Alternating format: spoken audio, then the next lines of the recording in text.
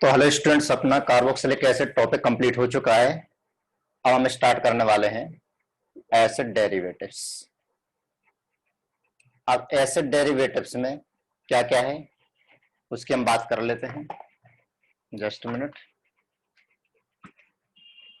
तो acid derivative में समझिएगा RCOOH ये कार्बोक्सिलिक एसिड है।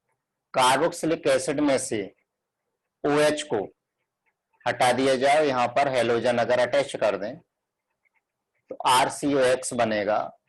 इसे हम कहते हैं एसिड हैलाइड्स। अगर OH हटा करके OH हटा के माइनस NH2 ऐड कर दें तो बनेगा RCONH2, जिसका नाम है एसिड अमाइड। OH हटा दीजिए और यहां पर OCOOR ऐड कर दीजिए तो बन जाएगा RCOR-। इसका नाम है, एक कम हो गया, हाँ सही नहीं लिखा है, RCOOCOR-। ये क्या है? अनहाइड्राइड। अगर OH हटा दें और वहां पर OR लगा दें तो बन जाता RCOR। इसे हम कहते हैं ईस्टर। तो ये चारों के चारों क्या है यहां पर? ये चारों के चारों कार्बोक्सिलिक डेरिवेटिव्स हैं। तो इनमें कौन सी रिएक्शन होती है? असाइल न्यूक्लियोफिलिक सब्स्टिट्यूशन रिएक्शंस होती हैं। सो असाइल न्यूक्लियोफिलिक सब्स्टिट्यूशन रिएक्शन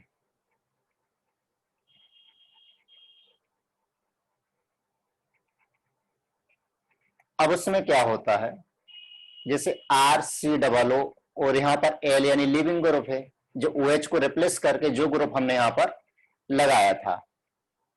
तो जब यहां पर न्यूक्लियोफाइल अटैक करेगा, कार्बन पर अटैक करेगा, तो क्या मिलेगा? एक इंटरमीडिएट स्टेट मिलेगी टेट्राहेड्रल RCO-, और यहां पर न्यूक्लियोफाइल अटैच हो गया और ये L यानी लिविंग ग्रुप है।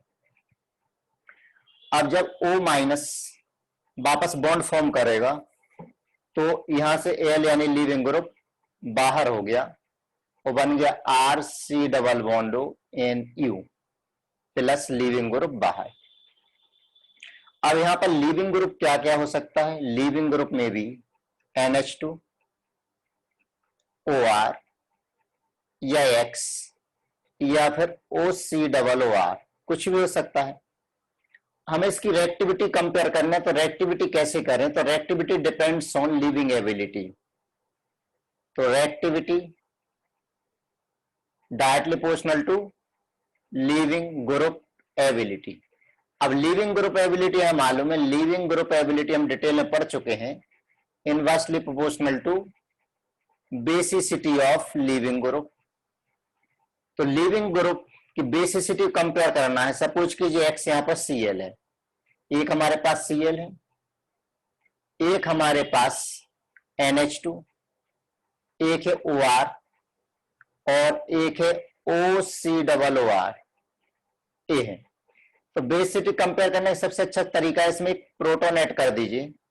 इसे प्रोटॉन ऐड किया तो अमोनिया बन गया, इसे प्रोटॉन ऐड किया अल्कोहल बन गया, इसे प्रोटॉन ऐड किया तो एसिड बन गया। ये बन गया है। अब इनकी एसिडिक नेचर को कंपेयर करिए। एसिडिक नेचर सबसे ज्यादा किसका है?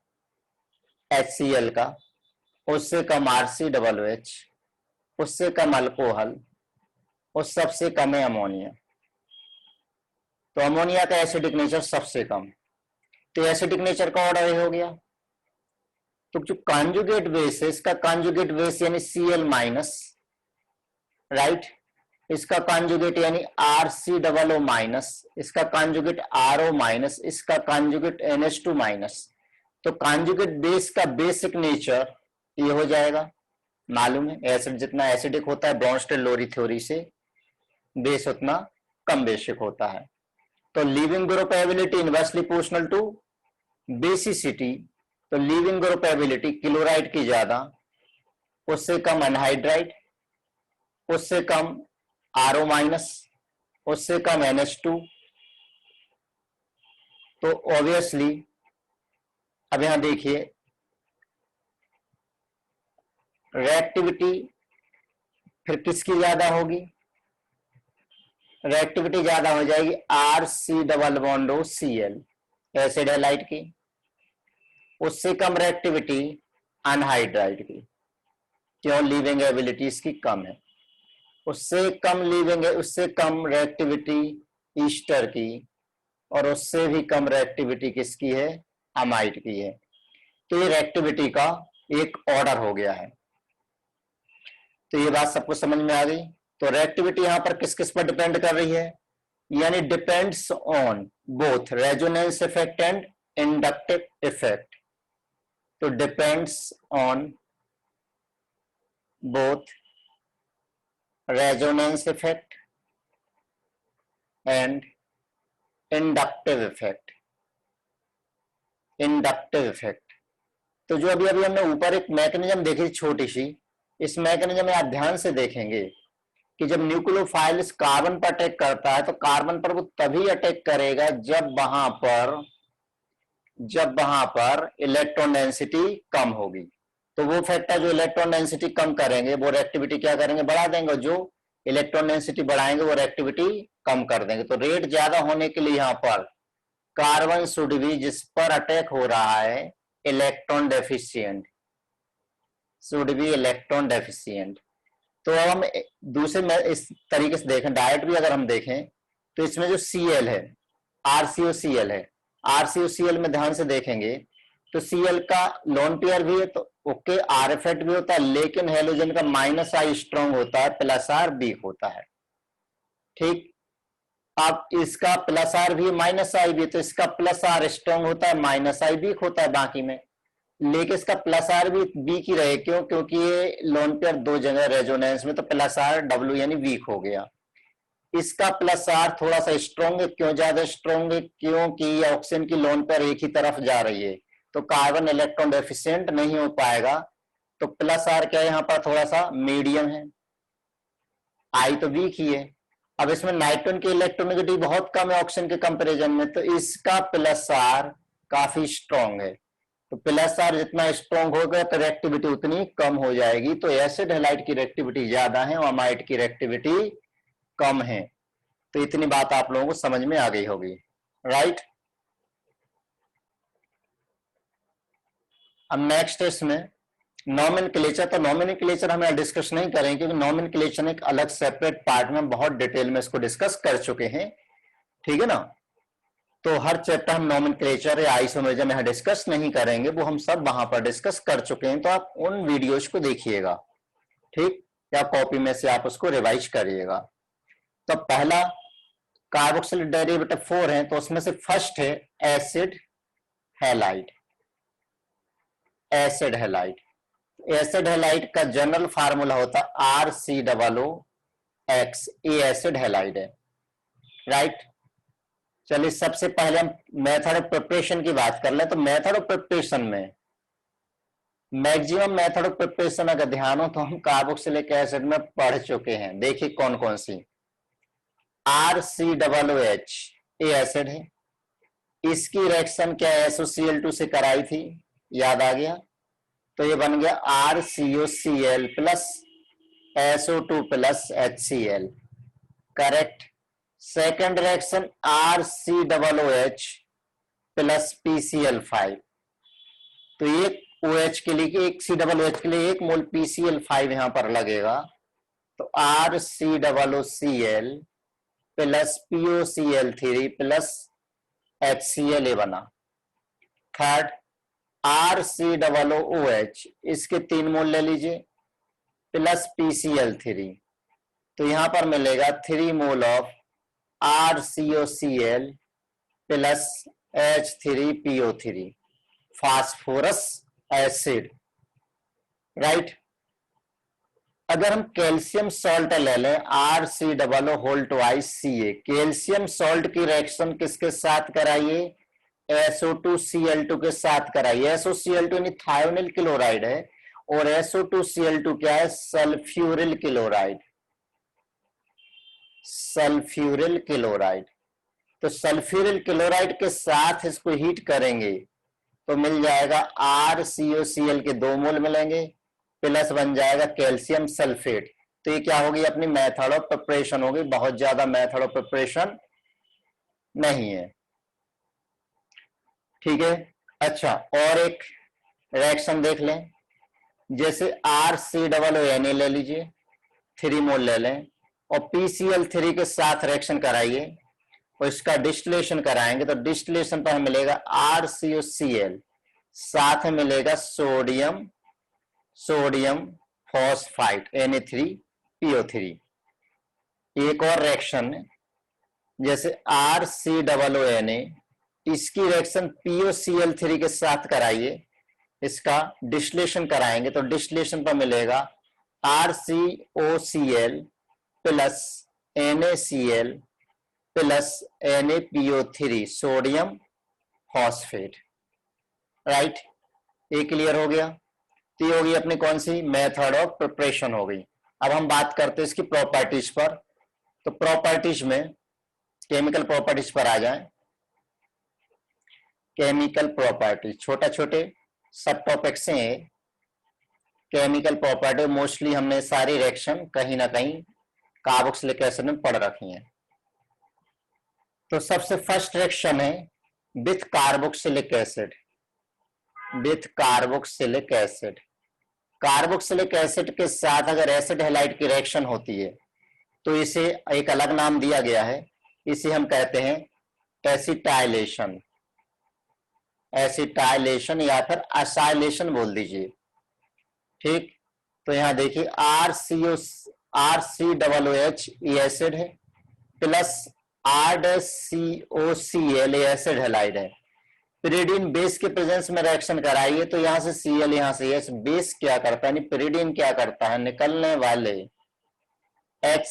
HCl के साथ सॉल्ट फॉर्म कर लेगा, क्योंकि नहीं तो HCl इसको वापस से अनहाइड्राइड को हाइड्रोलाइज कर देगा। तो रिएक्शन फिर फॉरवर्ड डायरेक्शन में होती है। तो ये रिएक्शन कहलाती है कौन सी, एसिटाइलेशन। तो यहां पर क्या मिला, देखिए यहां पर हमें मिला है अनहाइड्राइड।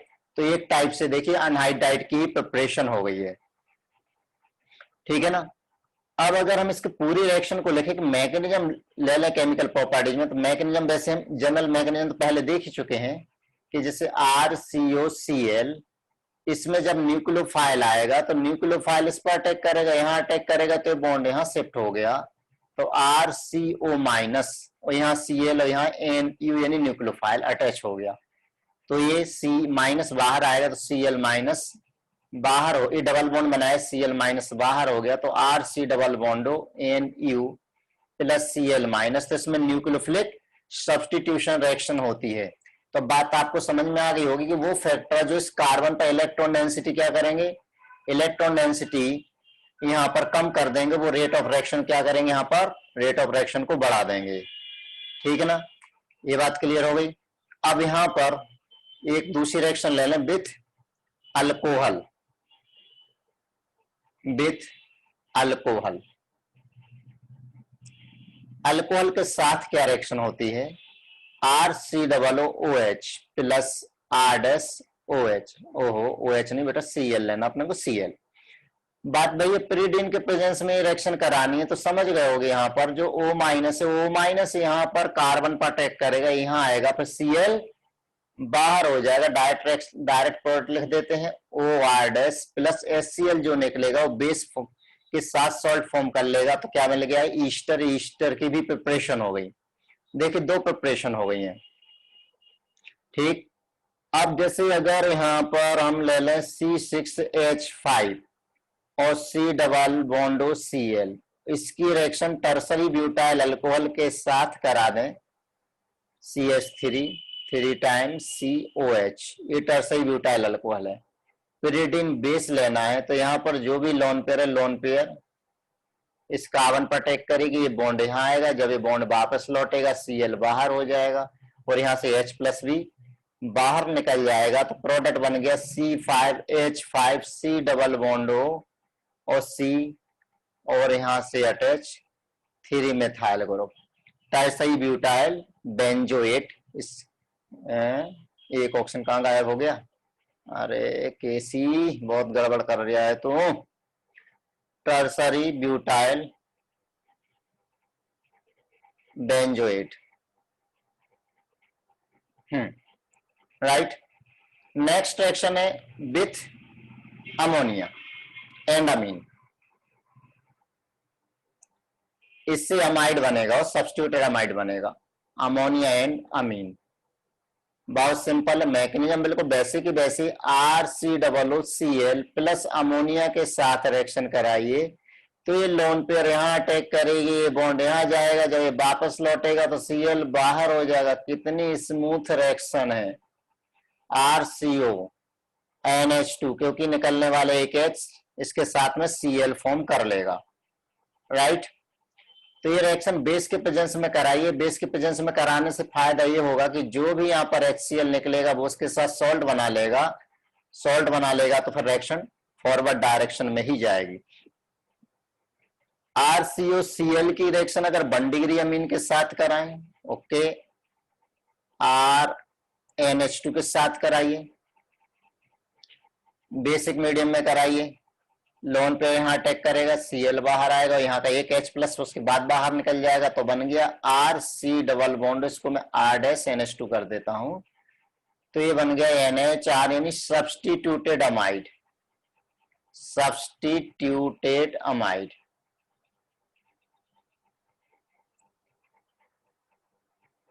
ओके, चलिए 2 डिग्री अमीन ले लीजिए। यहाँ पर 2 डिग्री अमीन ले लें तो से क्या फर्क पड़ने वाला, रिएक्शन तो वैसी की वैसी होगी। कितना इजी है यार, ऐसा लग रहा है बिल्कुल मक्खन मक्खन की तरह ये रिएक्शन चल रही है।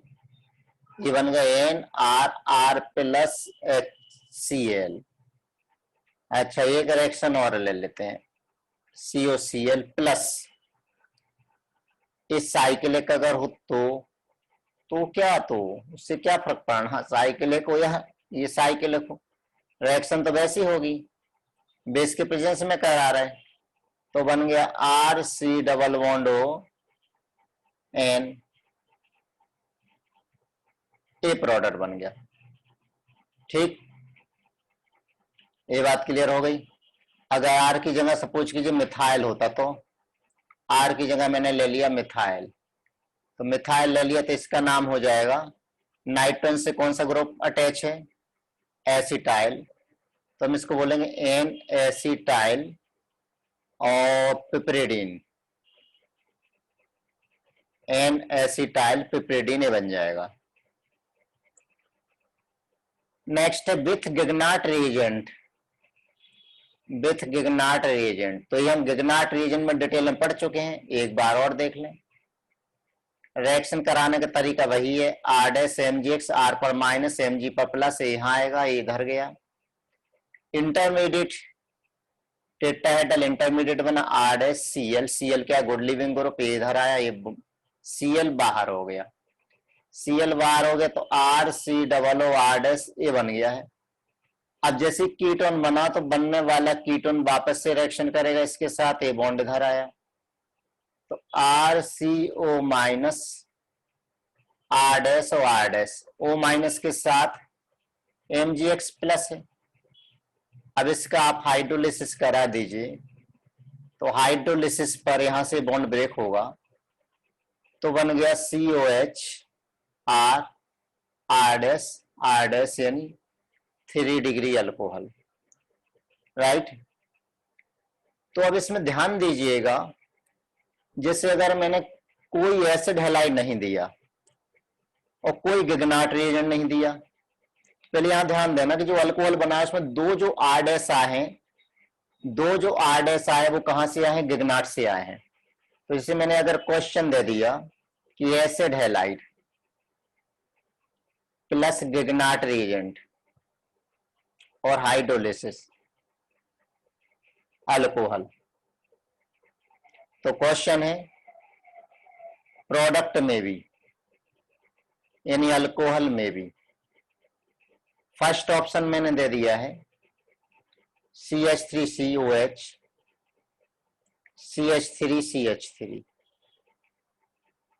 Second CH3COH, CH3C2H5, third option लिया C2H5, COH, C2H5 और CH3, और डी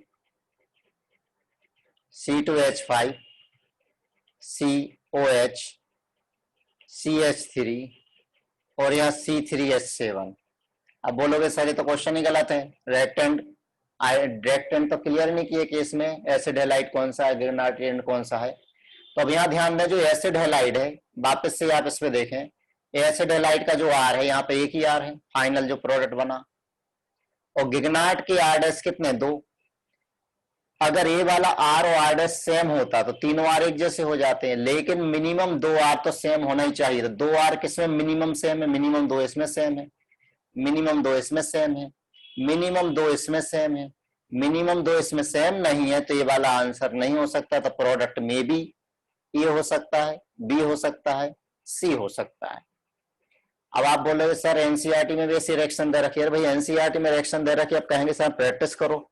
अरे प्रैक्टिस करने के लिए पहले उसके आगे कॉन्सेप्ट भी तो पता होना चाहिए, तभी तो प्रैक्टिस करोगे। बिना कॉन्सेप्ट के आप प्रैक्टिस कैसे कर लोगे। तो गिगनाट रिएजेंट के साथ रिएक्शन हो गई, ठीक है, विथ गिलमैन रिएजेंट। अब गिलमैन रिएजेंट ये क्या है, गिलमैन रिएजेंट यानी R2CuLi, इसका यूज हम कोरे हाउस सिंथेसिस में भी करते हैं, किया था। तो यहां देखना RCOCl प्लस R2CuLi, इसके साथ रिएक्शन हुई, इसको मैंने R' ले लिया है।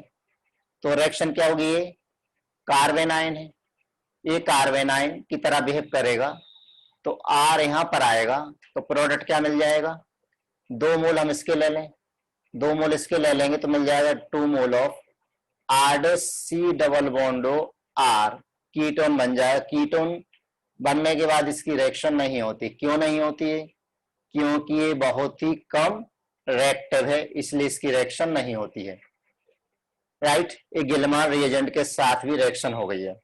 RLi के साथ, RLi के साथ तो रिएक्शन में कोई समस्या ही नहीं। विथ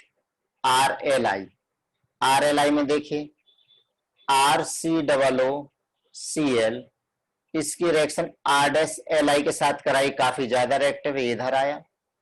जब वापस लौटेगा, एक ही स्टेप में करा रहा हूं मैं, Cl बाहर हो गया, तो बना RC डबल बॉन्ड R'। आगे फिर से रिएक्शन कराइए, 1 मोल के साथ हो, यहाँ आया, यहाँ आ गया, तो सेम वैसी रिएक्शन होगी जैसे कि गिगनाट रिएजेंट के साथ रिएक्शन हुई थी। अब इसका हाइड्रोलिसिस करा दीजिए। अब देखिए समझ गए होंगे कि गिगनाट रिएजेंट मैंने अलग से क्यों कराया था। तो बीती बातें आपको अब याद आएंगी कि जो मैंने कराया था वो सही मेथड थी, अलग अलग कॉन्सेप्ट वाइज मैंने चीजें कराई थी, और यहाँ पर देखिए वापस से रिवाइज भी हो रही हैं। नेक्स्ट है हाइड्रोलिसिस। हाइड्रोलिसिस देखिए, हाइड्रोलिसिस का चारों का हाइड्रोलिसिस हमने एक साथ देखा था, इसमें कार्बोक्सिलिक एसिड मिला था। तो RCOCl प्लस HOH हाइड्रोलिसिस कराएंगे, तो यहां से Cl और H बाहर हो गया। कैसे बाहर होगा, ये ऐसे जाएगा, ये उधर जाएगा, ये वापस लौटेगा, Cl बाहर हो जाएगा, तो फाइनली बन गया RCOOH plus HCl, hydrogen chloride. ये हो गया हमारा हाइड्रोलिसिस, राइट। इतना क्लियर हो गया। नेक्स्ट है इसमें reduction of acid halide, reduction of acid halide. तो रिडक्शन में देखिए, रिडक्शन RCOCl का रिडक्शन, चाहे लिथियम एल्यूमिना हाइड्राइड से कराइए, ये चाहे फिर सोडियम बोरोहाइड्राइड से कराइए, ये भी हम पढ़ चुके हैं रिड्यूसिंग एजेंट में, ये अल्कोहल में कन्वर्ट हो जाता है।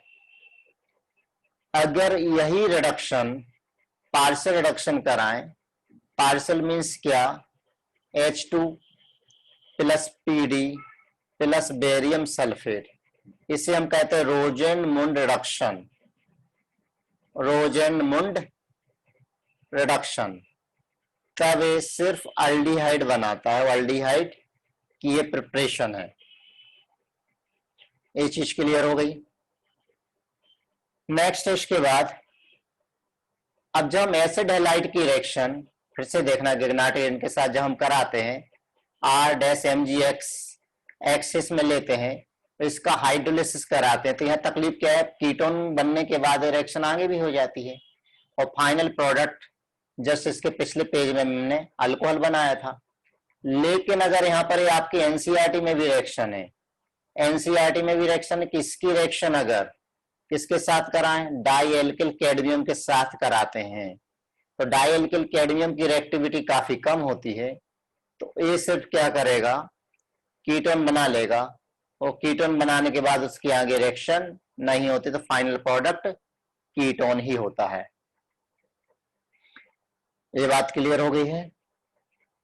और देखिए RCOCl, RCOCl की रिएक्शन RCOO Na के साथ कराई, तो यहां से NaCl बाहर हो गया और बन जाएगा RCOOCOR, यानी अनहाइड्राइड बन जाएगा, तो ये अनहाइड्राइड बन गया है। Right, clear. एक रिएक्शन और देखें, RCOCl, इसकी रिएक्शन KCN के साथ कराइए, तो यहां से KCl बाहर, क्यों मालूम है, CN माइनस यहां अटैक करेगा, कितना इजी है यार, Cl बाहर, तो फाइनल क्या बन गया, RCOCN। अब ध्यान दें, अगर हम इसका हाइड्रोलिसिस करा देते हैं तो हाइड्रोलिसिस पर CN है, नाइट्रोजन तो अमोनिया बना लेगा और COOH में कन्वर्ट हो जाएगा, ठीक है ना, RCOOCOH उसमें कन्वर्ट हो गया है।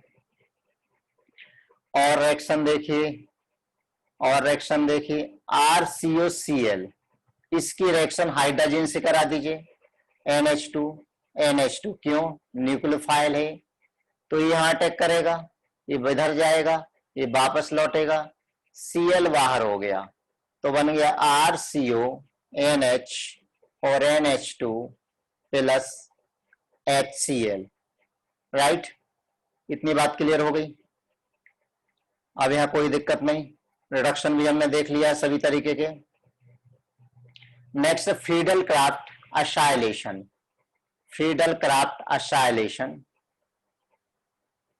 ये हमने एरोमेटिक कंपाउंड में, एरोमेटिसिटी में डिटेल में देखा था। तो फ्रीडल क्राफ्ट असाइलेशन में मैं डायरेक्ट प्रोडक्ट लिखूंगा RCOCl, क्योंकि इसी मैकेनिज्म वगैरह जितना भी पार्ट है वो हम पढ़ चुके हैं।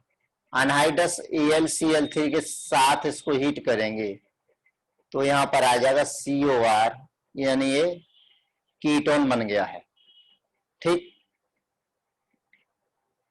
अगर यहां पर मिथाइल ग्रुप अटैच है और CH3COCl के साथ इसकी रिएक्शन कराएं अनहाइड्रस AlCl3 के प्रेजेंस में, तो यह COCH3 आर्थो पर भी आ सकता है और पैरा पर भी आ सकता है। ये आर्थो प्लस CH3 लिखना है यहाँ, plus para, C double bond और CH3 दोनों पर आ सकता है। क्यों, CH3 क्या है, आर्थो पैरा डायरेक्टिव है। क्लोरोबेंजीन की रिएक्टिविटी कम होती है, क्यों, रिंग में इलेक्ट्रॉन डेंसिटी कम कर देता है, तो ये भी आर्थो पैरा डायरेक्टिव है। आर्थो पैरा डायरेक्टिव है तो COCH3 आर्थो पर अटैच होगा और पैरा पर भी अटैच होगा, बनेगी दोनों product. Major minus, major minor वो अलग मैटर है, उसमें काफी इलेक्ट्रॉनिक फैक्टर्स काम करते हैं, तो वो हम एरोमेटिक में ही देख चुके हैं, तो वहीं उसको दोबारा देखिएगा। ए एसिड हैलाइड की थोड़ी सी रिएक्शंस हो गई हैं। तो अब इसमें अगर एक क्वेश्चन जैसे पूछा जाए, एक सिंपल सा क्वेश्चन पूछा जाए ये हमें मालूम है कि इलेक्ट्रॉन विड्रॉइंग इफेक्ट जितना ज्यादा बढ़ेगा रेट ज्यादा होगा। तो क्वेश्चन है compare rate of reaction of acid halide. Acid halide में रेट ऑफ रिएक्शन को हमें कंपेयर करना है। यहां पर NO2 लगा हुआ है,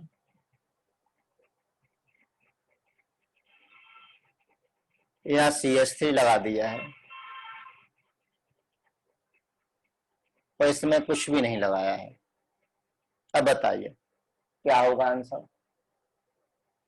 तो NO2 का -I भी -R है, CH3 का +I और +I पर कंजुगेशन है, रिंग में इलेक्ट्रॉन डेंसिटी बढ़ाएगा। कार्बन पर इलेक्ट्रॉन डेंसिटी कम होना चाहिए, कम होना चाहिए तो माइनस इफेक्ट यानी विड्रॉइंग इफेक्ट जितना ज्यादा होगा, इलेक्ट्रॉन विड्रॉइंग ग्रुप जितना ज्यादा होगा, रेट उतना ज्यादा होगा।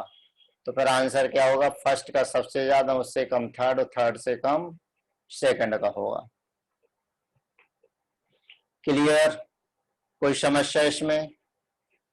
कोई समस्या नहीं। इसके बाद नेक्स्ट है with urea, reaction with urea.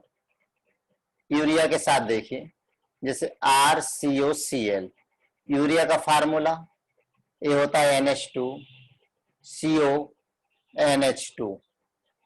देखिए कितना इजी है, ये इधर गया, इधर आया, वापस आया, Cl बाहर हो गया, तो प्रोडक्ट बन गया RC डबल बॉन्ड NHCONH2। नाम एसिटाइल, नाम असाइल यूरिया, असाइल यूरिया। ठीक। अल्कीन के साथ रिएक्शन विथ अल्कीन, अल्कीन के साथ जैसे CH3 CH double bond CH2। क्यों? क्योंकि ये भी एक अच्छा न्यूक्लियोफाइल की तरह बिहेव करता है। ठीक है। और यहां पर जिंक क्लोराइड के प्रेजेंस में रिएक्शन कराइए, तो अब बताइए क्या होगा। यहां पर समझ गए होगे क्या कराना हमें।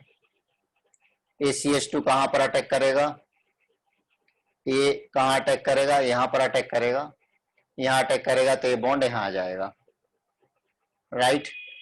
जब ये अटैक करेगा तो यहां पर पॉजिटिव चार्ज आएगा, तो जब ये Cl बाहर निकलेगा, पहले देख लेते हैं क्या हो रहा है। क्या हो रहा है, CH3C और CH3 CH2 ये वापस लौटेगा, तो Cl बाहर हो गया और COCH3 यहां पर आ गया, वो Cl अटैच हो गया है। लेकिन जब हीट करते तो हीटिंग पर Cl यहाँ का और H यहाँ का, HCl रिमूव हो जाएगा, तो CH3 CCH3 double bond CH और COCH3 ये प्रोडक्ट बन जाएगा। ये क्लियर हो गया, यहाँ कोई दिक्कत नहीं, इजी चैप्टर है, बहुत डिफिकल्ट नहीं है। अब देखिए क्वेश्चन, क्वेश्चन ले लें। यहां पर मैं स्टोइकियोमेट्री लेकर के क्वेश्चन बता रहा हूं। CH3 pH वेज में OH डैश में है। COCl की रिएक्शन, इसकी रिएक्शन करा रहा हूं। नंबर 1 SOCl2 के साथ, नंबर 2 ट्राइब्यूटाइल टिन हाइड्राइड के साथ, नंबर 3 सोडियम अजहाइड के साथ। बताइए क्या मिलेगा। यहां देखिए जो किरल कार्बन है, किरल कार्बन पर तो कहीं कोई इफेक्ट नहीं होना है, जो भी अटैक होगा वो COCl पर ही होगा, तो किरल कार्बन तो जैसा है वैसे ही रहेगा। यानी यहां पर क्या रहेगा, रिटेंशन ऑफ कॉन्फ़िगरेशन, इसकी स्टोइकियोमेट्रिक चेंज नहीं होगी, AH, राइट। अब रिएक्शन किसके साथ, ओहो हो OH लेना था, सॉरी यहां पर OH, अरे यार गड़बड़ हो गई। 3 क्वेश्चन में एक क्वेश्चन ये हटा लो, पहले इसकी रिएक्शन कराइए तो ये बन जाएगा COCl आ गया। मुझे यहाँ स्टीरियो केमिस्ट्री समझानी थी, उस चक्कर में गड़बड़ हो गया। फिर से ले लें हम, दूसरा ले लें CCH3 और यहाँ पर PH और यहाँ पर H COCl। अब इसकी रिएक्शन कराइए ट्राईब्यूटाइल टेनहाइड्राइड के साथ। तो ट्राईब्यूटाइल टेनहाइड्राइड क्या करता है, ये एसिड हैलाइड को किस में कन्वर्ट करता है, अनहाइड्राइड में कन्वर्ट करता है।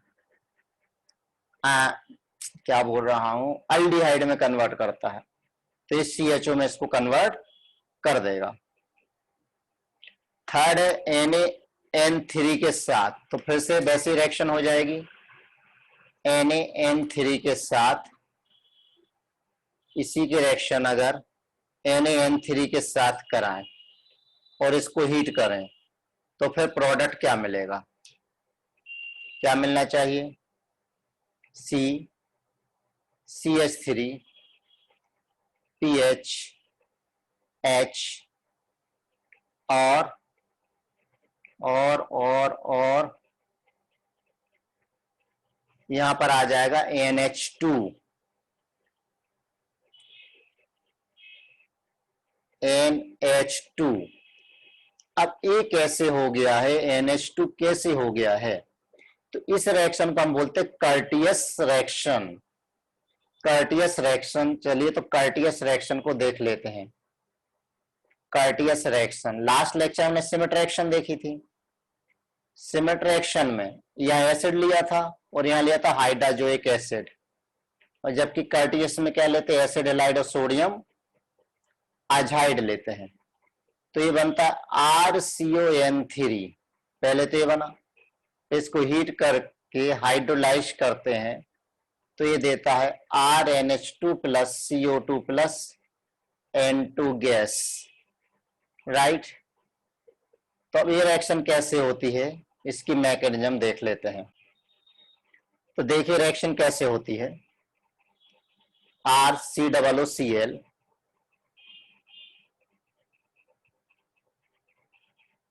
इसकी रिएक्शन सोडियम अजाइड के साथ कराओगे तो NaCl बाहर हो गया और बनेगा RCOON3। अब N3 को स्ट्रक्चर को मैं एक्सपांड कर रहा हूं, या माइनस यहां पर प्लस, एक लोन पर पहले से है, ठीक। अब इसको हीट करिए, तो हीट करने पर क्या होता है, इसमें हीट करने पर क्या होगा, ए वाला बॉन्ड ए वाला बॉन्ड कहां शिफ्ट होगा, ए वाला जो माइनस वाला है इधर शिफ्ट होगा, तो ए बॉन्ड इधर आ जाएगा। हीटिंग साथ में ही चल रही है, कोई अलग से नहीं करा रहा है। तो यहाँ नेगेटिव एक लोन पेयर पहले से है, एन यहाँ ट्रिपल बॉन्ड एन, यहाँ पॉजिटिव चार्ज आ गया। अब जब नाइट्रोजन गैस बाहर जाएगी तो ये यहाँ पर बॉन्ड बनाएगा, तो ये इसका माइग्रेशन कहाँ होगा, नाइट्रोजन के पास होगा। तो ये वाली स्टेप स्लो स्टेप होती है, यानी RDS माइग्रेशन RDS। तो ये बना लेगा RN और double bond C double bond O। अब RnCO कि आगे क्या क्या होता है अब आपको अच्छी तरह से मालूम है, लास्ट लेक्चर में हम सब डिस्कस कर चुके हैं। तो बन जाएगा RNH2 प्लस CO2, यहाँ से N2 भी बाहर निकला है, N2 गैस ही बाहर निकला है। सॉल्वेंट यहाँ पर हम कौन सा लेते हैं, सॉल्वेंट लेते हैं हम यहाँ पर इनर्ट सॉल्वेंट। तो इस मैकेनिज्म को हम कहते हैं कर्टियस मैकेनिज्म। तो देखिए आइसोसाइनेट एक तो सिमेट रिएक्शन में ही बना था, एक बनता है अपना कौन सा, कर्टियस में ही बनता है, ठीक है ना। एक बनेगा अपने को लॉसेन रीअरेंजमेंट में ही बनता है। तो ये हमें ध्यान रखना है किस किस में बनता है, राइट। तो यहां तक ये क्या था अपना पूरा एसिड हैलाइड था, तो ये एसिड हैलाइड अपना कंप्लीट हो गया है, राइट। तो अगले लेक्चर में हम बात करेंगे अगले डेरिवेटिव की। तो ये लेक्चर यहीं क्लोज करते हैं। इसको प्रॉपरली रिवाइज कर लीजिए।